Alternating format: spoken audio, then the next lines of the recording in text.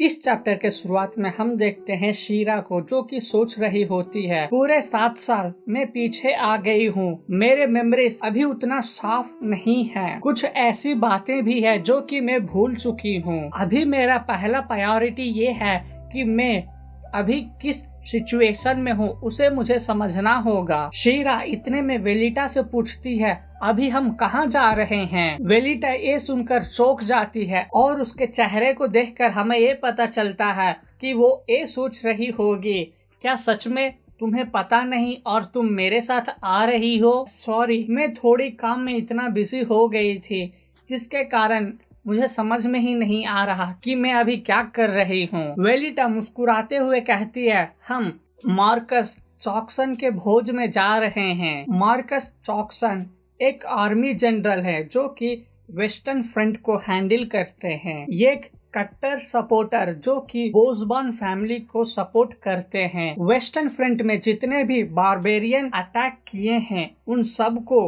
रोकने वाले ये मार्कस हैं और ये भोज उनको आदर प्रकट करने के लिए रखा गया है। मैं बस इस दावत के बारे में बस इतना ही जानती हूँ। शीरा कहती है, मैं क्यों इतना आज टायर्ड फील कर रही हूँ। इतने में वेलिटा कहती है, शीरा मैं इस दावत को लेकर बहुत ही उत्साह हूँ, क्या तुम भी हो? शीरा कहती है, हाँ, और वे अपने मन में सोच रही होती है, पता नहीं इस भोज में जितने भी लोग आएंगे वो मुझे देखकर फिर से कुछ ना कुछ बातें बनाना चालू करेंगे। इतने में वेलिटा कहती है, शीरा कब तुम मुझे इसके बारे में बताओगे? शीरा को कुछ समझ नहीं आता है और वो कहती है, किसके बारे में तुम जानना चाहती हो? वेलिटा कहती है, ये तुम्हारे नेकलेस के बारे में। शीरा अपने नेकलेस को गौर से देखती है और वे सोचने लग जाती है, इस नेकलेस के बारे में तो मैं फ्यूचर में आगे जाकर इसे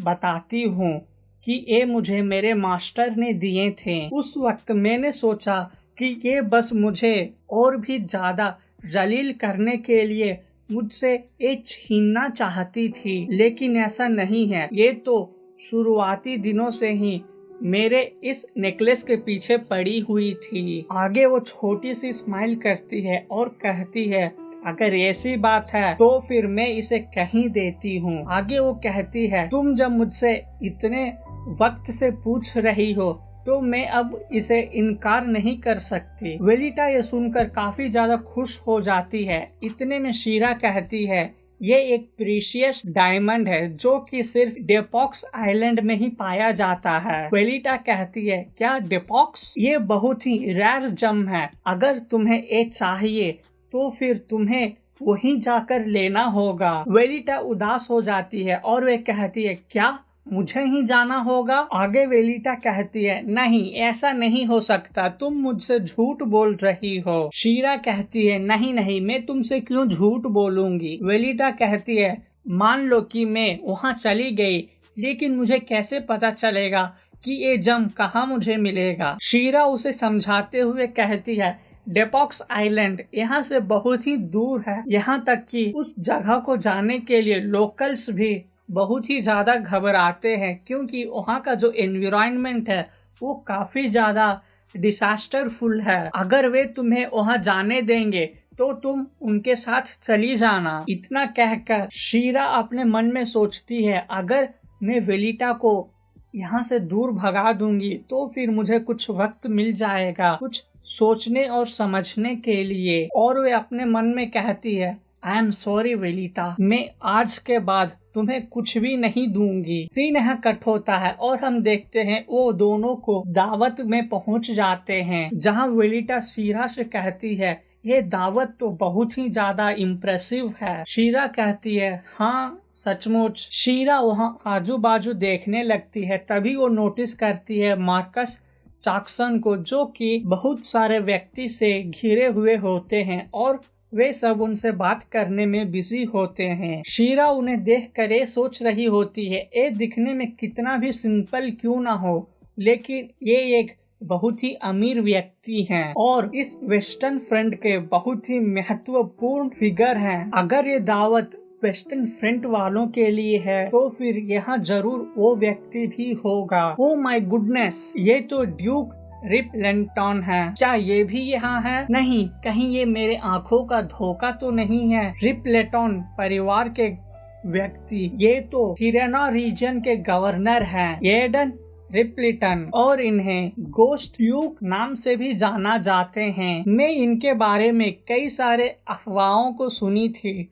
लेकिन ये पहली बार है जो मैं इन्हें अपने आमने सामने देखी हूँ। जिस जगह के एक गवर्नर है, वो जगह चारों तरफ से पहाड़ी इलाकों से घिरा हुआ है, और उस पहाड़ी इलाके में जितने भी जंगल हैं, उस जंगल में कई सारे डरावने मॉन्स्टर्स भी हैं। वहाँ जितने भी लोकल्स रहते हैं, वो लोग भी अपने जगह से कहीं इधर उधर चले जाएं तो उन्हें भी वे मॉन्स्टर मार डालते हैं। यहाँ तक कि रॉयल फैमिली भी इस इशू के लेकर कुछ नहीं कर पाए, जिसके बाद अचानक रिपल्टन फैमिली एक्शन में आए और वे लोग उन मॉन्स्टरों को मारकर जंगल के अंदर ढकेल दिए। उसी के बाद हिराना रीजियन एक स्टेबल कंडीशन में आया और इनके इस अचीवमेंट को रॉयल फैमिली ने भी स्वीकार किया और इन्हें अनऑफिशियली नोबल का टाइटल भी दे दिए, और इन्हें ये ऑर्डर दिया गया कि ये लोग हिरण्या रीजियन को प्रोटेक्ट करेंगे। जिसके बाद रिपल्टन परिवार के ड्यूटीज में डचरी नाम का टाइटल एडिड हो गया और ये लोग एक इंडिपेंडेंट रॉयल फैमिली बन गए। शीरा, जो कि अपने हाथ में वाइन ग्लास रखी होती है, वे कहती है अपने आप से, ये सचमुच बहुत ही एक स्ट्रॉन्ग फिगर है और ये लोग इस तरह की दावत में बहुत कम ही दिखते हैं। इतने में वेलिटा वहाँ आती है और शीरा से कहती है, शीरा तुम क्या सोच रही हो? तुम क्यों नहीं इस दावत को एंजॉय कर रही हो? शीरा कहती है, कुछ नहीं, ये इतना भी इम्पोर्टेंट नहीं था। मैं बस ये सोच रही थी ये वाइन कितना ज्यादा डिलीशियस है। वेलिटा ये सुनकर काफी ज्यादा खुश हो जाती है और वे कहती है, हाँ सच में ये वाइन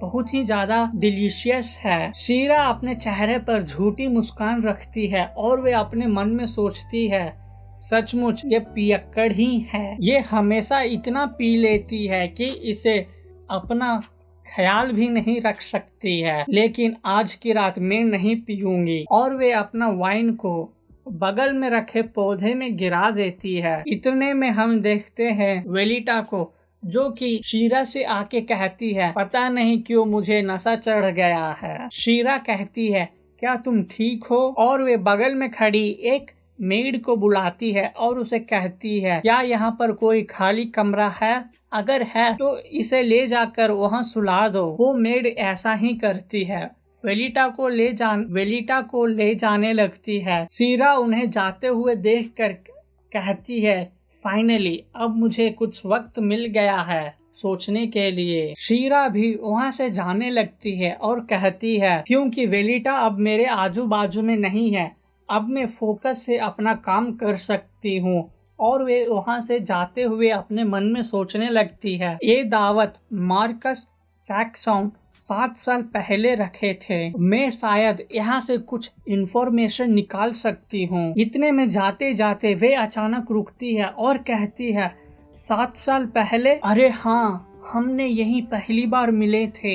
इतने में वो एक आवाज सुनती है, मिस शीरा, आपको देखे हुए काफी समय बीत गए हैं। वे पलटकर उस व्यक्ति को देखती है जो कि उसी का हस्बैंड होता है, जिसने उसे तलवार से घायल किया था। वो उसकी ओर जाने लगता है और कहता है, आप कैसे हैं? उसे देखकर शीरा काफी ज्यादा गुस्सा हो जाती है और वे अपने गुस्से को काबू करते हुए कहती है, लीखतौन, इसे मैं कैसे भूल गई। आगे से वो कहता है, आप तो दिन प्रतिदिन काफी ज्यादा खूबसूरत होते जा रहे हैं। शीरा, जो कि मुस्कुराते हुए कहती है, धन्यवाद, आपसे मिले हुए भी काफी समय बीत गए हैं मार्कस ब्लेडिया। आगे वो कहता है, प्लीज आप इतना फॉर्मल ना हो, आप मुझे लीखतौन करके ही पुकारे। ये व्यक्ति जो कि बोसवान फैमिली को अपने कंट्रोल में ले लिया है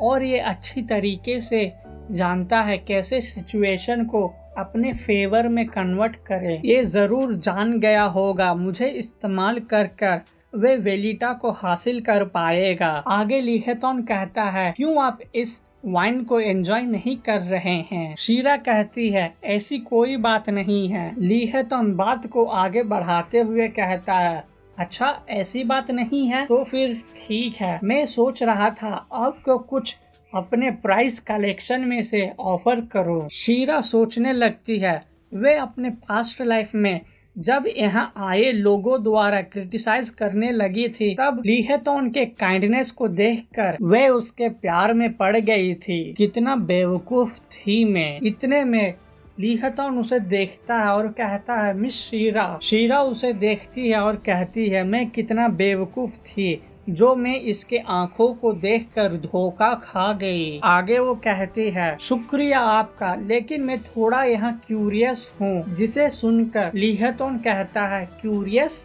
लेकिन क्यों? शीरा उसके आंखों में आंखें मिलाकर कहती है, ये जो तुम ऑफर कर रहे हो क्या वो मेरे लिए है या फिर वेलिटा के लिए? इसे सुनकर लिहेतॉन काफी ज्यादा हैरान हो जाता है और उसे समझ में नहीं आता कि वो आगे क्या कहे।